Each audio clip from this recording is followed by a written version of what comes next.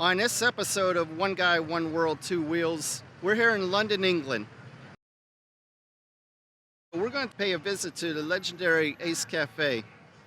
Later, we're going to go on a ride along with the distinguished gentlemen as they're trying to raise awareness for men's health.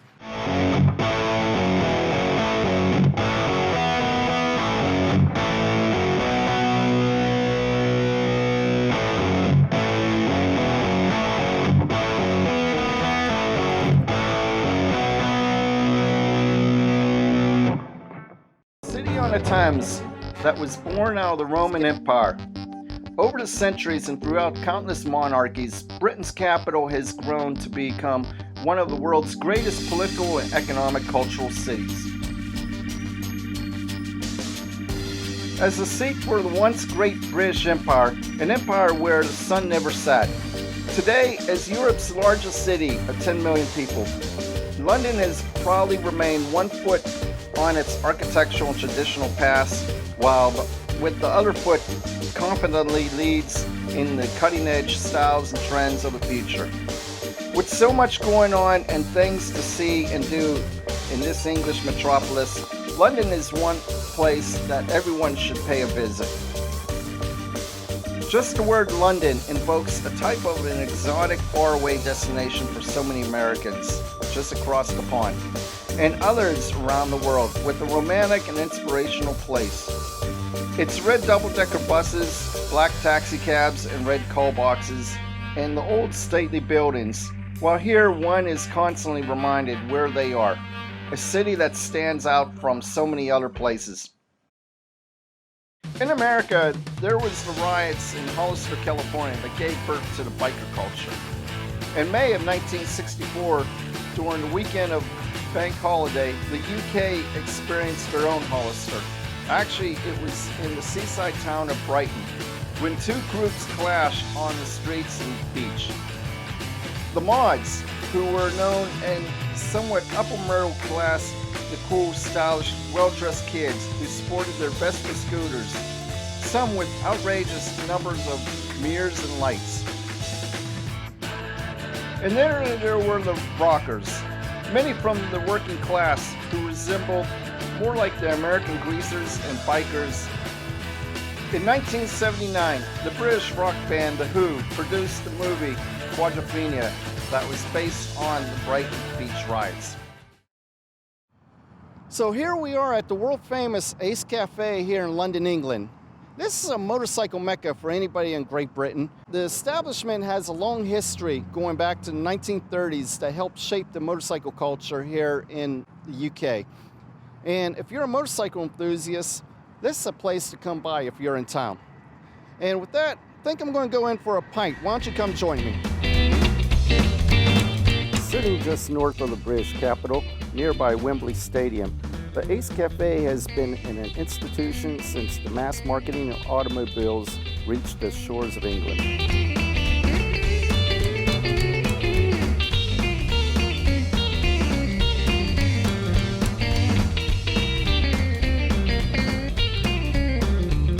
We're here with the managing director, Mark Wilsber. How are you doing? Good. Good to see you. Oh, thank you. I'm glad. I've always wanted to come visit the Ace Cafe, and I'm glad to finally have gotten there. Tell us a little bit about the Ace Cafe and how it all came about. Well, I've got my fact checker here. Yeah. How many biker cafes do you know that has their own 300-page copy book? These premises first opened in 1938, Right. and they were part of a then new development alongside a then new road. The road immediately in front of us, the old North Circular, as I term it, was the North Circular Road. Okay. During the Blitzkrieg on London during the war, the Ace Cafe found itself in an unfortunate place, sitting at a crucial junction point between the city and the rest of Britain up north, which became an important strategic target for the Germans to take out. A chap by the name of Vic Edenborough approached him, and they eventually did a deal where the builder built a cafe, motor showrooms, motor workshops, and a filling station, a gas station, as I think you call it. So it was one big estate, quite revolutionary at that time here in the UK, and it included an automatic car wash. And it's thought to be the first ever here in the UK, 1938. Okay. I was wondering if you can show us around, give us a tour of the place. Indeed. We'll start maybe with the bikes, as it were, is this here. It's the Manx Norton. Now, this particular machine has got headlight on it and lights for the road, but they'd never come out of the factory like this. And Manx Norton was something that only really pretty good racers could get from a dealer. It weren't an every man's bike. This was the king of the palm, winning everything. Very, very expensive. The featherbed frame. That's a wide line, obviously the early one. But this is the daddy of them all. Now, the company that realised there's this new market of youngsters who were pursuing speed was BSA. They realised it big time. They came up with this machine. It's called the BSA Gold Star, Clubman's Gold Star. And it meant, as a youngster, you could buy this bike, you could go to work on it, and you could race it at weekends. We make our way upstairs where Mark would show us some photo history of the place.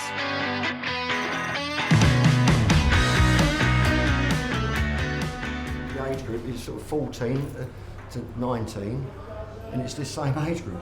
Oh yeah. Oh yeah. Immediate post-war, the Teddy boys. Oh okay. Cloth's just come off of rationing in 53, I think it is. Okay. So then it's spend money, new suits, and all come. The Leather Boys, that was a film. It gets turned into a film in 63, 64. It was filmed much here? Much of it was filmed here. Yeah, okay.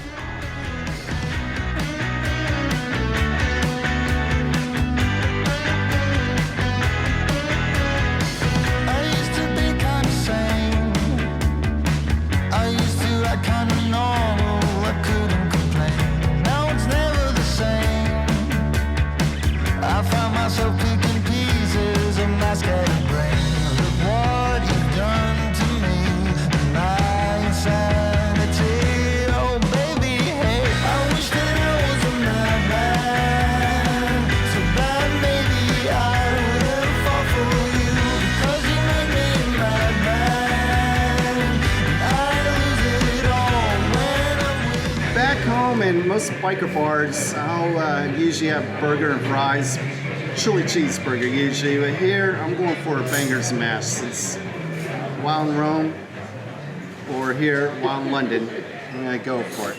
Bangers and mash is basically just pork sausages with mashed potatoes. Can't beat Heinz baked beans along with it. I'm here at the Ace Cafe on a Friday night, which is bike night. The parking lot fills up quickly as the evening goes on with all types of motorcycles.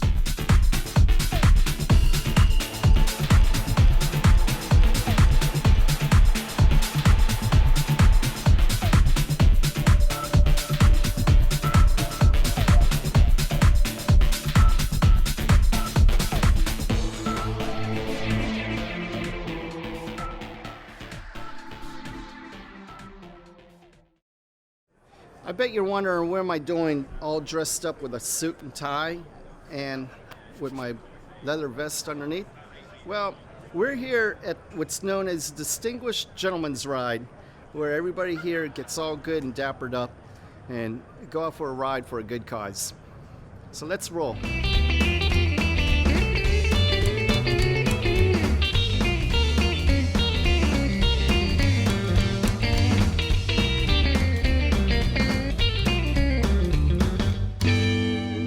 So we're here at the Distinguished Gentleman's Ride in London, and I'm here with one of the founders and organizers, Dutch. Nice to meet you. Nice to meet you. So tell us a little bit about this event. What's it about? I see a bunch of people here dressed up in suits. I'm a little snazzy more than normal. The Distinguished Gentleman's Ride, it's a really simple idea. Yeah. A few years ago, a guy called Mark Howard in Australia, who ran a group of riders, shared online a picture of Don Draper on a motorcycle from Mad Men. He was on a BSA in a suit. Yeah. and an open face helmet and a big moustache, and he looked fantastic. And everyone said, isn't that a really cool image of motorcyclists? Normally bikers and bike riders are seen as kind of hooligans and anarchists and causing trouble, and we thought it was a really nice depiction of a gentlemanly bike ride, and we thought, well, wouldn't it be great to ride like that? Yeah. And Mark decided to arrange a ride in Sydney, Australia, and a few of us around the world who are connected with him online said, well, if you do one in Australia, we'll do a ride where we are. Oh, right. And that founded the Distinguished Gentleman's Ride, and we've been running a few years now. It must be 5, or is this the 6th ride? Okay. But the ride now is a charity event. We raise money in the fight against prostate cancer, Right. and also to raise awareness about men's mental health.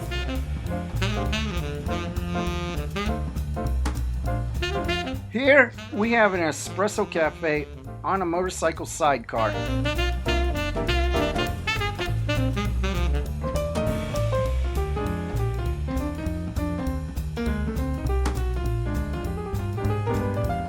Before getting on the road here, you gotta get a little food in our belly. We got this little English version of a breakfast McMuffin. It's, with some kind of chives and sour cream.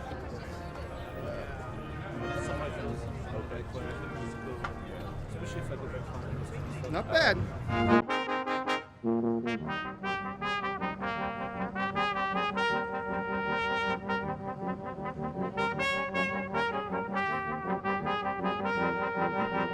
We got Ray Peddie. Ray Peddie. No relations to Richard Peddie, are you? No, not at all, no, Okay. no. So, Yeah. So tell us about this. This is an old Harley Davidson. Okay, well, Yeah. some of it's an old Harley Davidson, some Yeah. of it's a remanufactured JAP. A which is- JAP. What is that? Which is an old English V-twin that was put in rough superior from just about anything in the motorcycle business in the 20s and 30s. Okay. Alrighty. So it was the leading manufacturer of motorcycle engines in England at that time. So we've remanufactured it using original castings. Oh, I see. We put an S&S crank in it, and we've updated the ignition. And the original one would have run on a total loss oil system. Yes. We put a recirculating oil pump on it, so it's going back to a Harley-esque oil tank. Oh, okay. So I'd say 40% of it's Harley Davidson, and 20% of it's custom, and the motor's completely a one-off. That is crazy. I've never seen such a modification like that, especially with a Harley Davidson. And how many gears? Is it the standard old 3-speed or? No, it's got a 5-speed Harley Davidson gearbox okay. with Alrighty. electric start as well, which is kind of cool. Oh, okay. The heads look like they were the old Harley Davidson flatheads. Yeah, they do. They're very Yeah. similar, which is where the Harley's got their inspiration from. Right. So it's got exposed push rods, exposed valves. It's mechanical theatre when it's running. That is absolutely incredible there. All right, well, thank you. It's been a pleasure. It's apparently they say it's about 1,000 is a cutoff for the people to sign up, but they usually get about another 500 or 600 more bikers that come in for this ride. And doing it for a good cause, can't complain.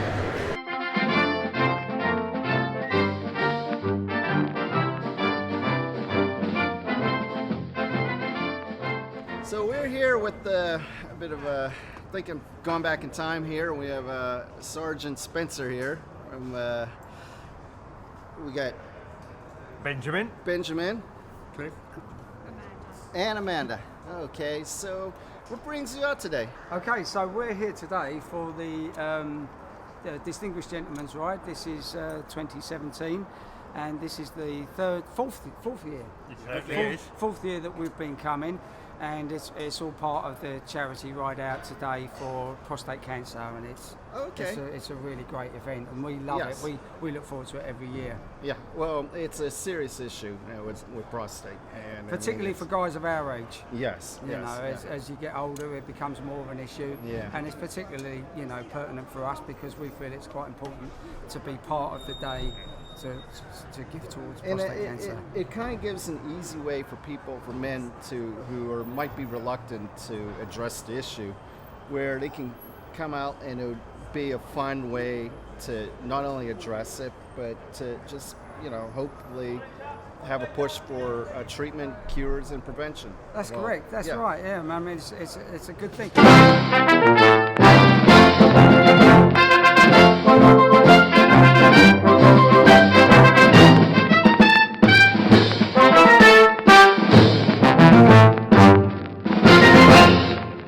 morning.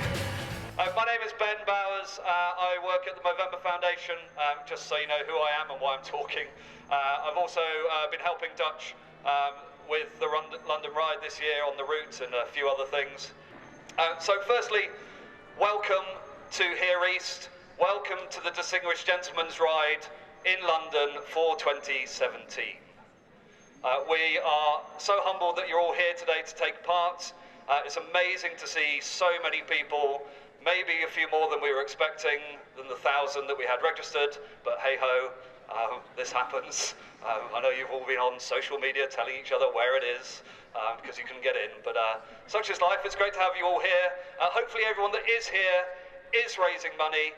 This is a charitable event for the Movember Foundation and for funds into research and support into prostate cancer and men's mental health. So thank you for coming. Thanks for bringing your wonderfully beautiful, amazing vehicles, motorbikes, scooters. Thanks for dressing up in dapper wear. And thanks for being part of what is a global event around the world happening today in over 600 cities, 95 countries around the world. They kicked off earlier in Auckland and in Sydney, and it looked amazing. And we'll keep going around the world all day, having fun and raising some great awareness. So far I've raised over $4 million for men's health, which is just a phenomenal number. It's already more than last year, so congratulations on that. So without further ado, I'd like to welcome to stage Dutch Van Sommeren, the head of the bike shed, and the ride host, who is going to talk us through the safety briefing.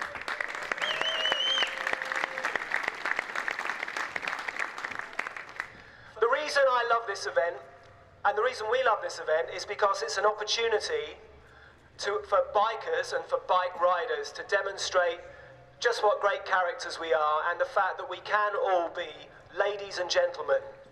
While some of us might wish we were handsome and tough enough to be in Sons of Anarchy, or we might want to be Valentino Rossi, at the end of the day, that's not the average biker. It's really about people like you. And this is a real opportunity for us to not behave like a bunch of wankers. And really, what's most important about this ride is whatever happens, whether you get lost, whether you keep up, whether you fall off, whatever happens, at all points, please remember that we are ladies and gentlemen, and we are demonstrating to London just what fantastic people we are, people of great character and of good spirit. So please, don't make unnecessary noise, don't beep your horns, rev your engines, burnouts, wheelies, all that kind of stuff is not what this ride is about. If you want to go do that stuff, that's fine, just go do it somewhere else on somebody else's ride. With that, the riders mount up and make their way out. At first, it's just a trickle of a few road marshals who gets ahead of the pack for traffic management. And then, all of a sudden, a river of bikers flow out the London Olympic Center and out onto the road.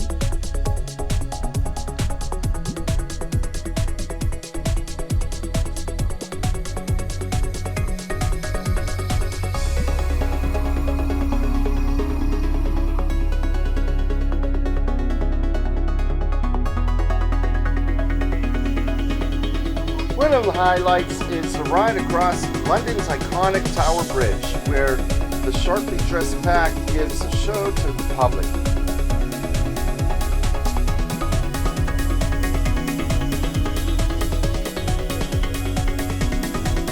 This trip has been phenomenal. After visiting one of the well-established institutions of the British motorcycling community, and later joined up for a ride-along with a group, all to provide a charitable cause. An event that has spanned across the globe to cities all over. But With the stylish wear, it seems that it's only here in London that the distinguished gentleman's ride is the most fitting.